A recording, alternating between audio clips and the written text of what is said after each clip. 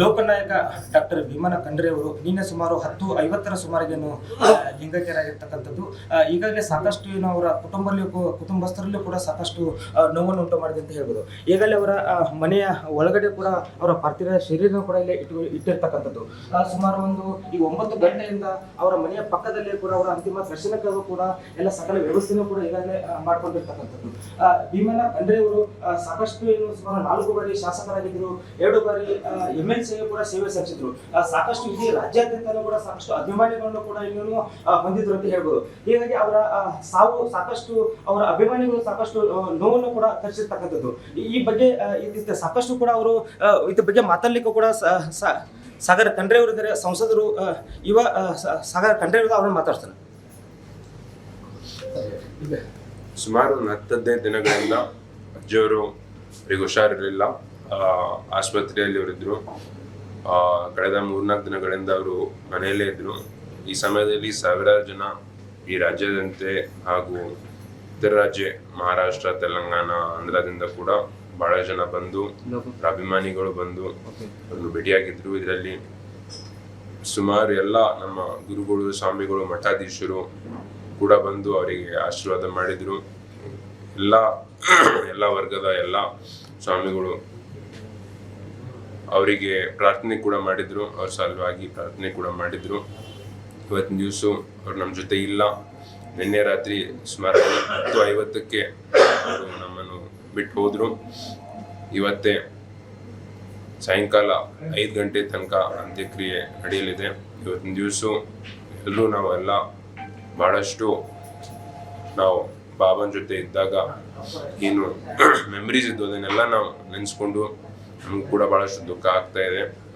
ಅಜ್ಜವರು ನಾವೆಲ್ಲರೂ ಪ್ರೀತಿಯಿಂದ ನಮ್ಮ ಬರೀ ಕುಟುಂಬದವರಷ್ಟೇ ಅಲ್ಲ, ಎಲ್ಲರೂ ಕೂಡ ಅವರಿಗೆ ಬಾಬಾ ಅಂತಾನೆ ಕರೀತಿದ್ರು. ಇವತ್ತಿನ ದಿವಸ ಏನು ಬಾಬಾ ಅವರು ಯಾವಾಗಲೂ ಅವ್ರು ಆಕ್ಟಿವ್ ಆಗಿದ್ರು. ಬಹಳಷ್ಟು ಬೆಳಗ್ಗೆ ಎದ್ದ ತಕ್ಷಣ ಅವರು ಮನೆ ಹೊರಗೆ ಇರ್ತಿದ್ರು, ಸೇವನೆ ಸಲ್ಲಿಸ್ತಾ ಇದ್ರು. ಯಾವತ್ತೂ ಮಧ್ಯಾಹ್ನದಲ್ಲಿ ಸಾಯಂಕಾಲದಲ್ಲಿ ಬಂದು ರೆಸ್ಟ್ ಮಾಡೋ ಕೆಲಸ ಯಾವತ್ತೂ ಮಾಡಿಲ್ಲ. ಅವರು ಡೂ ಆರ್ ಡೈ ಅಂತ ಅವ್ರದ್ದು ಒಂದು ಮೈಂಡ್ ಸೆಟ್ ಇತ್ತು. ನೀವು ನಾಳೆ ಮಾಡೋ ಕೆಲಸ ಇವತ್ತು ಮಾಡೋ ಕೆಲಸ ಈಗಲೇ ಮಾಡಬೇಕು ಅಂತ ಅನ್ನೋದು. ಅದಕ್ಕೆ ಅವರು ಕೂಡ ಯಾವಾಗಲೂ ನಮ್ಮ ಕುಟುಂಬಸ್ಥರಿಗೆ ಮಾತಾಡ್ತುವಾಗ ನಮ್ಮ ಆರೋಗ್ಯ ಬಗ್ಗೆ ಅವರು ಬಹಳಷ್ಟು ಒತ್ತು ಕೊಡ್ತಿದ್ರು. ನೀವು ಆರೋಗ್ಯವನ್ನು ಕಾಪಾಡ್ಕೊಳ್ರಿ, ಎಕ್ಸಸೈಸ್, ಯೋಗ, ವಾಕಿಂಗ್ ಮಾಡಿ. ಅವರ ಆಹಾರ ಕೂಡ ಅವ್ರು ಏನು ತಿಂತಿದ್ರು, ಅವರು ಬರೀ ಜಾಸ್ತಿ ಹಣ್ಣು ಹಂಪಲು, ಹಾಲು, ಉಪವಾಸ ಕೂಡ ಬಹಳಷ್ಟು ಮಾಡ್ತಿದ್ರು. ಇವತ್ತಿನ ದಿವಸ ಅವರು ಎಲ್ಲ ಕ್ಷೇತ್ರದಲ್ಲಿ, ಶಿಕ್ಷಣ ಕ್ಷೇತ್ರ ಇರ್ಬೋದು, ಧಾರ್ಮಿಕ ಕ್ಷೇತ್ರ ಇರ್ಬೋದು, ಎಲ್ಲ ಕ್ಷೇತ್ರಗಳಲ್ಲಿ ಅವರು ಬಹಳಷ್ಟು ಸೇವೆ ಸಲ್ಲಿಸಿದ್ದಾರೆ. ಅದಕ್ಕೆ ಇವತ್ತಿನ ದಿವಸ ಅವ್ರು ನಮ್ಮ ಜೊತೆ ಫಿಸಿಕಲಿ ಇಲ್ಲ ಅಂತಂದ್ರು ಕೂಡ ಅವರು ನಮ್ಮ ಮನಸ್ಸಲ್ಲಿದ್ದಾರೆ, ನಮ್ಮ ಹೃದಯದಲ್ಲಿದ್ದಾರೆ ಅಂತ ನಾನು ಹೇಳಕ್ಕೆ ಇಷ್ಟಪಡ್ತೀನಿ. ಸಾಕಷ್ಟು ಹೋರಾಟಗಳಲ್ಲಿ ಭಾಗವಹಿಸಿದ್ರು, ವಿದ್ಯಾರ್ಥಿ ದಶೆಯಿಂದನೂ ಕೂಡ ಅವರು ಹುಟ್ಟು ಹೋರಾಟಗಾರರು. ಬಾಲ್ಯದಿಂದಲೇ ಅವ್ರು ಯಾವಾಗಲೂ ಎಲ್ಲ ಅನ್ಯಾಯ ಆದ್ರೂ ಕೂಡ, ಎಲ್ಲ ಸಮಸ್ಯೆ ಬಂದ್ರು ಕೂಡ, ಎಲ್ಲ ಕಷ್ಟ ಬಂದ್ರು ಕೂಡ ಅವ್ರ ಪರವಾಗಿ ನಿಂತ್ಕೊಳ್ಳೋ ಒಂದು ಅವ್ರ ಒಂದು ಮನಸ್ಸಿತ್ತು. ಇವತ್ತಿನ ದಿವಸ ನೀವು ನೋಡ್ಬೋದು, ಎಮರ್ಜೆನ್ಸಿ ಟೈಮಲ್ಲಿ ಫ್ಯಾಮಿಲಿ ಪ್ಲಾನಿಂಗ್ ಇತ್ತು. ಫ್ಯಾಮಿಲಿ ಪ್ಲಾನಿಂಗ್ ಸಂದರ್ಭದಲ್ಲಿ ಅವರು 2,000ಕ್ಕಿಂತ ಜಾಸ್ತಿ ಜನರಿಗೆ ವಾಲಂಟರಿಲಿ ಸ್ವಇಚ್ಛೆಯಿಂದ ಅವರಿಗೆ ಹೋಗಿ ಫ್ಯಾಮಿಲಿ ಪ್ಲಾನಿಂಗ್ ಮಾಡಿಸಿದ್ರು, ಬೇರೆಯವ್ರಿಗೆ ಸಮಸ್ಯೆ ಆಗಬಾರ್ದಂತ. ಅದು ಕೂಡ ಗಿನ್ನಿಸ್ ದಾಖಲೆ. ಯಾವಾಗ ರೈತರಿಗೆ ಕಷ್ಟ ಬಂದಿತ್ತು, ಇನ್ನು ವೇರ್ ಹೌಸಲ್ಲಿ ಬೀಜಗಳಿದ್ದು, ಅದನ್ನು ಕೂಡ ವೇರ್ ಹೌಸನ್ನು ಹೋಗಿ ರೈತರಿಗೆ ತಗೊಂಡು ಹೊಡೆದು ಬೀಜಗಳನ್ನು ಇಸ್ಕೊಟ್ಟಿದ್ರು, ರೈಲ್ ರೋಕೋ ಮಾಡಿಸಿದ್ರು.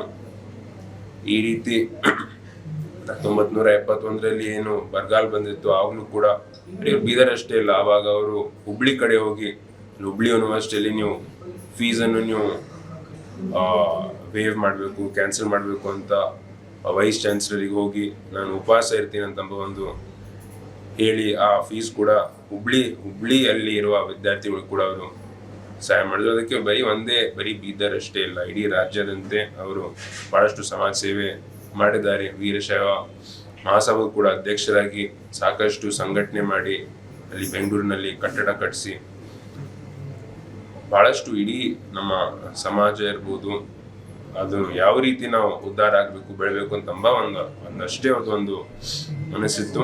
ಅದಕ್ಕೆ ಇವತ್ತಿನ ದಿವಸ ಅವ್ರ ಹೆಜ್ಜೆಯಲ್ಲಿ ನಾವೆಲ್ಲರೂ ಹೋಗ್ಬೇಕು ಅಂತ ನಾನು ಮನವಿ ಮಾಡ್ತೀನಿ. ಇವಿಷ್ಟು ಸಂಸದ ಸಾಗರ ಖಂಡ್ರೆ ಅವರ ಮಾತು. ಕ್ಯಾಮ್ರಾಮನ್ ಕೃಷ್ಣ ಜೊತೆ ಸುರೇಶ್ ನಾಯಕ್, TV9 ಬೀದರ್.